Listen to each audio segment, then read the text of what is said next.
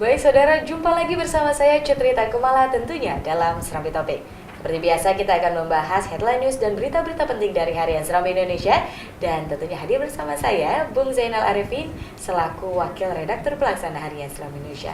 Bung Zainal, apa kabarnya Bung? Alhamdulillah baik ya. Pagi hari ini tetap semangat begitu Bung ya? Iya. Baik, seperti biasa Bung, kita akan membahas berita penting dari Harian Serambi Indonesia. Dan tentunya pada kesempatan kali ini pada 17 Januari 2017 Ada informasi-informasi penting apa saja Bung? Ya, tentunya kemarin cukup banyak peristiwa yang terjadi yang kemudian kita saring ya.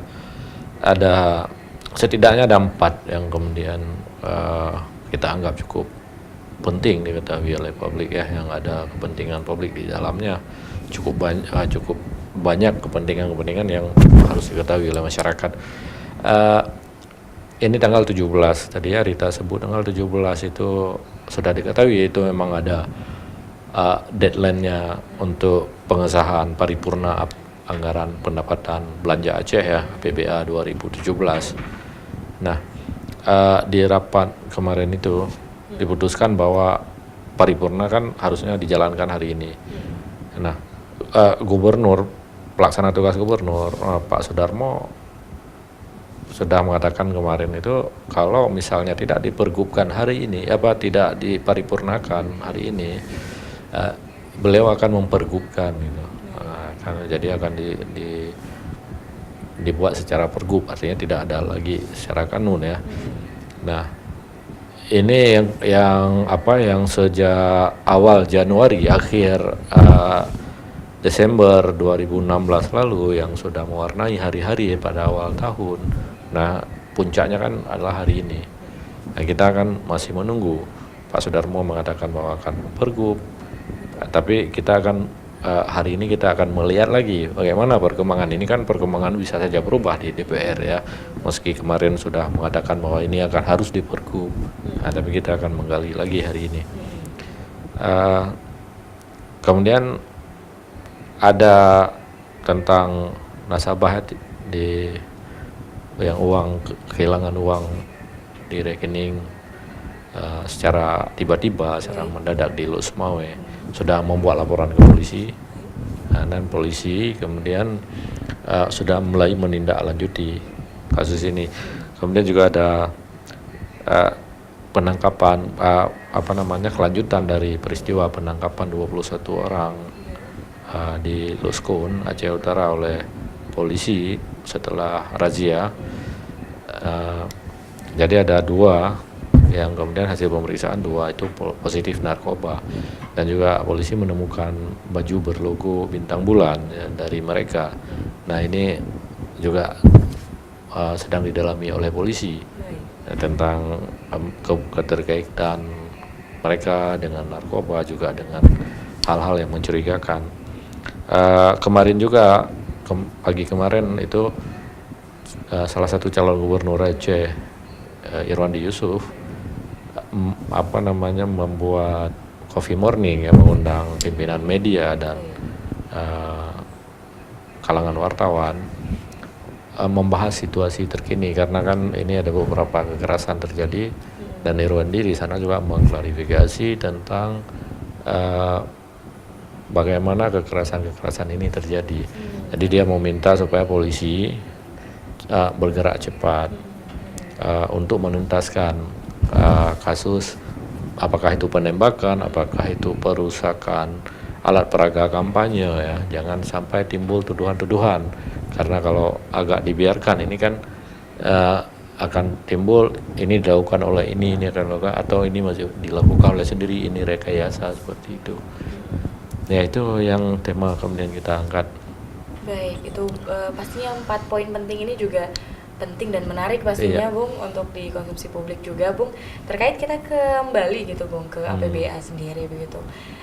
Pastinya setelah dari pernyataan dari Gubernur sendiri, PLT Gubernur Bapak Sudarmo begitu, yang menyatakan jika deadline di tanggal 17 ini tidak rampung juga begitu Bung ya, maka akan dipergubkan gitu Bung. Nah, kira-kira langkah-langkah apa saja yang akhirnya DPR lakukan juga terkait hal ini? Ya, pihak DPRA kemudian juga menyerah ya, artinya mereka katakan Ketua DPRA ya, Ketua DPRA Tengku Maharudin mengatakan ya sudah kami selesaikan kami serahkan kepada eksekutif katanya karena deadline ini tidak mampu kami penuhi karena ada beberapa isu strategis yang belum selesai katanya ya.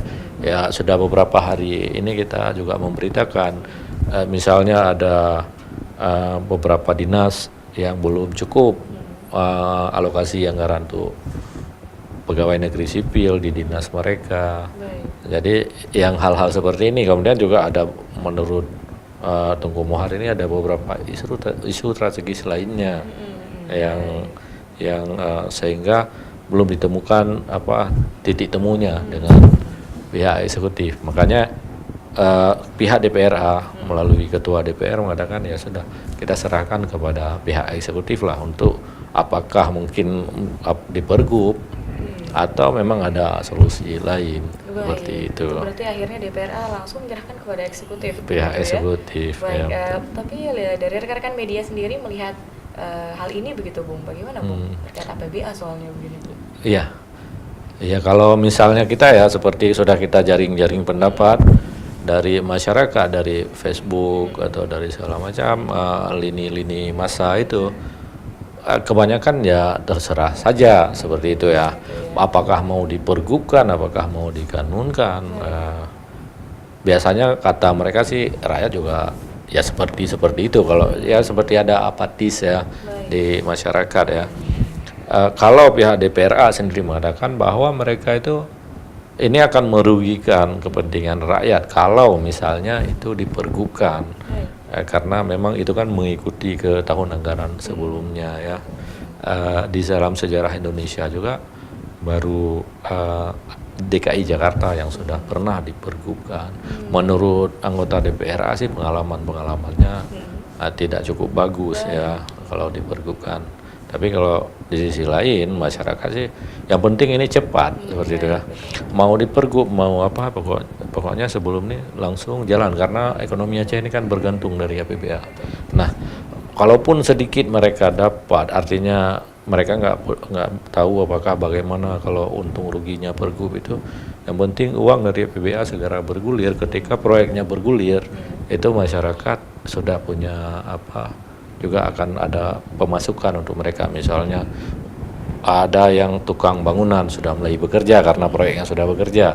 Ketika tukang bangunan ini sudah bekerja, kemudian dia juga membeli nasi, sudah membeli segala macam keperluan, dia sudah punya uang. Nah, uang ini kemudian juga yang tukang jual nasi atau penjual pakaian, penjual sepatu juga sudah punya uang. Ya kan dia beli yang lain lagi, dia beli sayur, dia beli ikan segala macam. Jadi akan berputar seperti itu. Berkesinambungan juga begitu ya Bung ya, roda berputar begitu. Nah, terkait dari APBA kita tinggalkan sebentar Bung. Tadi juga cukup menarik dari pasangan calon gubernur tentunya dari Irwandi ya begitu ya Bung ya. Apa saja Bu yang kira-kira beliau ungkapkan begitu terkait kasus-kasus juga yang terjadi di Aceh ini? Iya, kalau Pak Irwandi ya mau minta seperti itu ya. Supaya ini diusut, polisi bergerak. Jangan terus-terusan kasih bahwa ini kasus pilkada. Kasus kekerasan terkait pilkada harus ditangani oleh Panwasli. Kalau Panwasli katanya kan butuh proses ke Gakumdu lagi, kemudian nanti akan baru kalau misalnya ada unsur pidana dikasih ke polisi. Padahal menurut Pak Irwandi ini jelas-jelas ini kan ada beberapa kasus jelas-jelas itu pidana sebenarnya masuk pidana murni, tapi karena terkait dengan pilkada, misalnya ada penembakan mobil tim ses, kemudian juga ada perusakan alat-alat kerja orang lain seperti itu ya. Itu harusnya polisi bergerak cepat menyelesaikan ini, mengusut siapa sebenarnya pelaku seperti itu, supaya jangan ada yang menuduh katanya ini direkayasa untuk pencitraan atau ini dilakukan oleh si ini, sehingga timbul berbagai spekulasi di kalangan masyarakat. Baik, itu dari hasil ngopi ya, dengan Irwandi pastinya ya Bung ya. Dan kalau dari rekan-rekan media sendiri melihat bagaimana Bung kira-kira pilkada yang sesaat lagi nih Bung akan berlangsung tentunya, kira-kira bagaimana Bung? Ya, kita melihatnya memang sejauh ini memang lumayan kondusif dibanding 2012, tapi kita berharap memang suasana ini terus dijaga ya. Walaupun ada kemarin ada penembakan terhadap mobil tim ses, kemudian ada penembakan juga pernah terjadi di wilayah tengah, kemudian juga ada di Aceh Utara, di Aceh Timur, kemudian ada bentrok juga di Aceh Selatan, juga di Pidi ya, di Aceh Besar, tapi tidak terlalu meluas, artinya cuma selama ini juga tidak ada korban jiwa ya. Kita berharap memang ini tidak ada korban jiwa.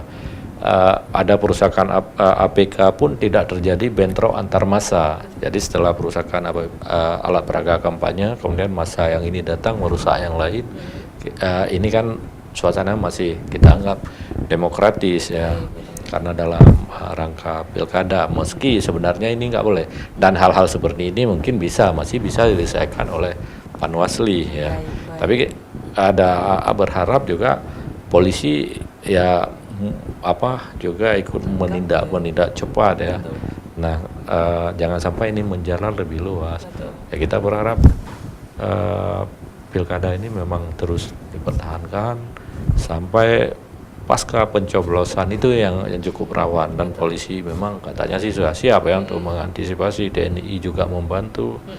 Nah, ini pasca pencoblosan ketika penghitungan suara ini prosesnya yang luar biasa di sana ya. Baik, tentunya kita harapkan terus lancar begitu ya Iya. Bung ya. Bantu dengan informasi-informasi dari Harian Astronomi Indonesia pastinya Iya. Bung. Dan terima kasih banyak Bung atas waktunya di hari ini. Dan saudara, demikianlah Astronomi Topik pada hari ini. Kita akan kembali ke studio, silakan.